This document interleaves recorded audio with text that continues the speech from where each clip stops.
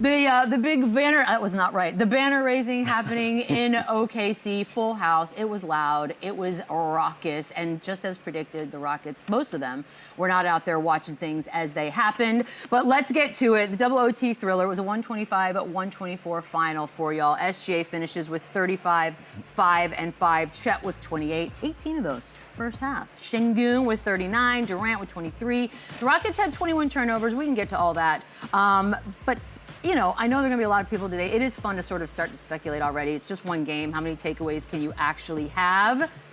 But Chandler, perhaps a Western Conference preview. I know we're 19 months away, but let's go ahead and do it. I mean, it's early, but both these teams are really, really good. And I think they're both going to win a lot of games, and they both do so many things dynamic. They both have the capability to be really, really good defensive team.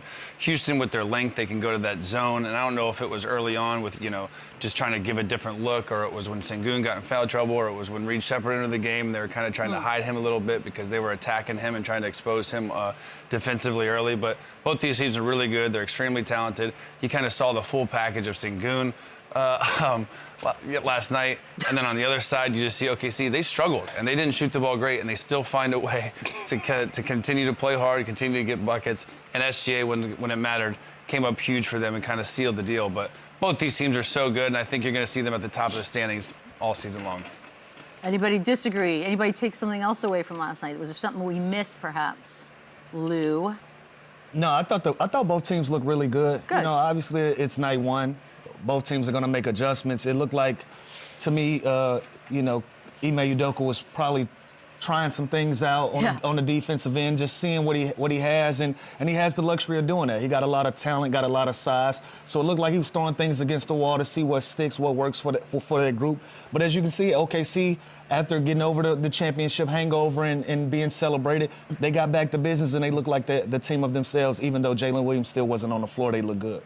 I agree. I mean, overall, great opening night, great performance from both teams. I mean, you couldn't ask for a better, you know, opening game. That being said, obviously OKC is, you know, still the top dog in the West. But, you know, I think Houston's going to make a lot of noise this year. It's a few things I think Houston has to fix, and the most glaring thing is obviously with Fred VanVleet being out this season, they're missing a point guard. They need a vet PG in the worst way. I kind of tweeted that out last night.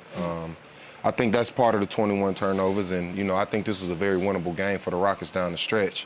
But you couldn't get the ball to your best player on the floor, which was Kevin Durant. Right. There's no way he ends the game in the last 3 quarters of the game with 3 shot attempts. So I think that was the most glaring thing. Obviously, the second option in Sengun is incredible. I think as of right now, he's playing himself into a top 3 big in the league right now.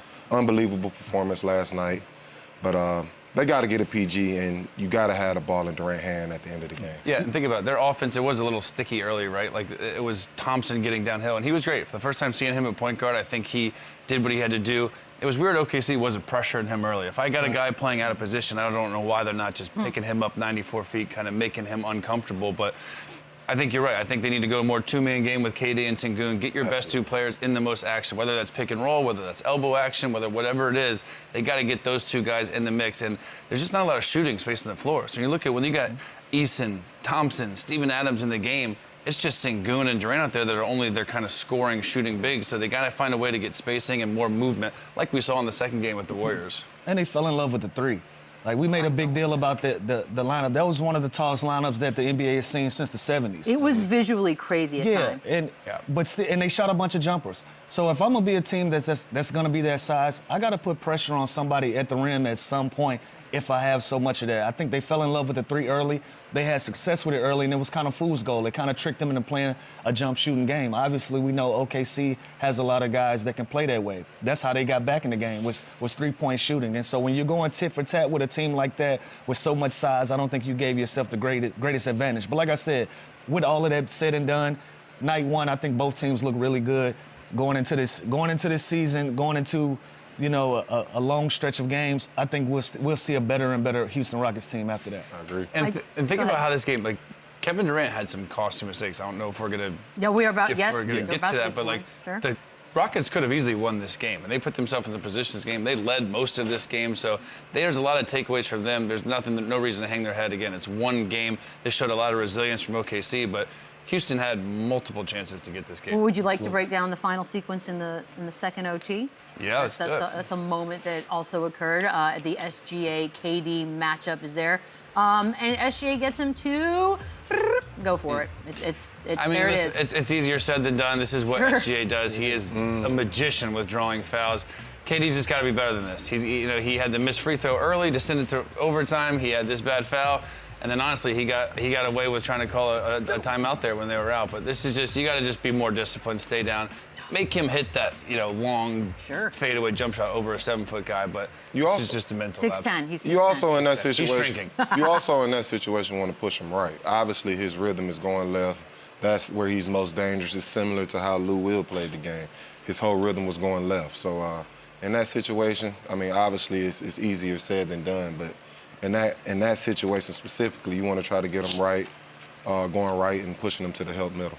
I got scorer's mentality, so I want to give credit to SGA. When you got a deep bag and you're elite in the mid range, and you can shoot the three, and you're one of the best ISO players in the game, Kevin Durant got to respect everything that I'm gonna do. And so he didn't bite on the first one, didn't bite on the second one. SGA finally got him on a spin move, on a fadeaway that it looked like. That's a shot that he can make, and Kevin Durant had to respect it, and he got him off of his feet. So I think that's job well done on SGA's part.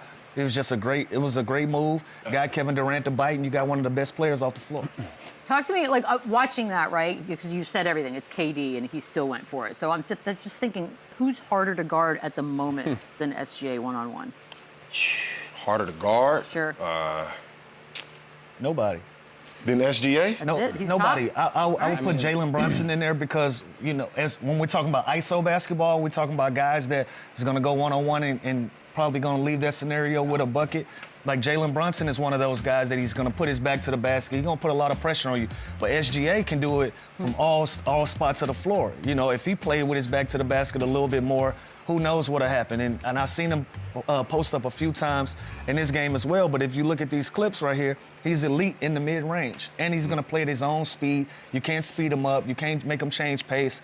When he was struggling on the offensive end, he went out and got 2 layups in a row just to see that ball rolling. Now when you see that ball going in, now that opens up everything else. So I don't know a guy in the league that's better in the ISO position, 15 feet away from the basket, better than SGA right now. Yeah, he's just so good in the mid-range, and he's mastered kind of the stopping on the dime, and he has a unbelievable ability to kind of create space without pushing off. You never see him kind of extend and get the offensive foul. It's always just a little sudden movement, and he's kind of mastered that. There's a lot of great, like Luka is impossible to guard. Wemby with his size is impossible to guard. But when you look at like a pure one-on-one game, I don't know who's a harder matchup than him. And think about last night. I was thinking he kind of struggled last night. He settled a little bit.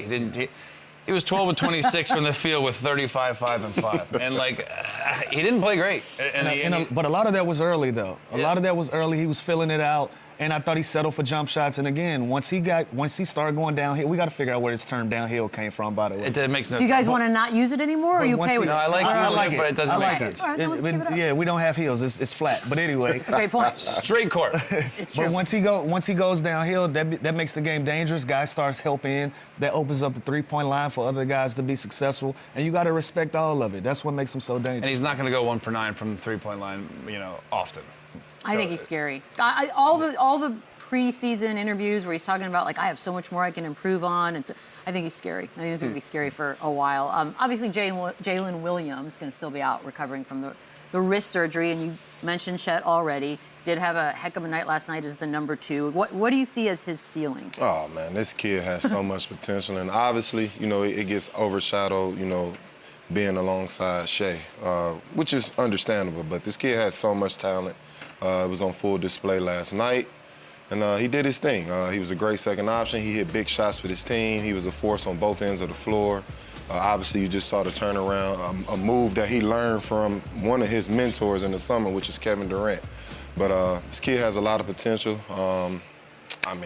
His ceiling is unbelievable. So, he's a talent, and he showed it last night. And it's just the two-way. All-star good? Yeah, Absolutely. This year, all-star. all-star. Absolutely. All-star good, all Absolutely. defensive NBA. Like, he's got that kind of game. And he, by the way, he's the one that kept them alive and in it early. He got off to the Yeah. hot start. Oh, he had like and the first 9 points. quick 15 points. Like, he was dominant earlier. And you can see, I was talking to Boogie before, like, I don't see crazy improvements on his body, but it's there. You can tell the way he was finishing yesterday. Like, he's put on muscle, he's put on strength, and he's finishing better. He looks like he's in much better shape. So I think the dude's going to have a great year, and I think it's kind of a blessing, too, for him to have Jalen Green out right now, or Jalen Williams out right now, to kind of have this confidence to kind of play that two-man game with SGA and kind of be that second fiddle at SGA while Jalen's out. I like the maturity in his game. I like where he's going. Like, he took what the game was giving him. We just looked at those clips. One, he's in a dunker. One, he's posted up. And third, he's at the three-point line being a spot shooter for this team. Take whatever the game gives you, no matter what your size is, no matter what your position is on the floor, just take what the game gives you. If the defense is going to allow you to shoot the three, shoot the three. If they're going to put a smaller guy on you, make him pay in the post. And I love the fact that Chet was able to make adjustments and keep this team in the game until SGA got going. Let's do some grading, Chandler. Other than the fact that OKC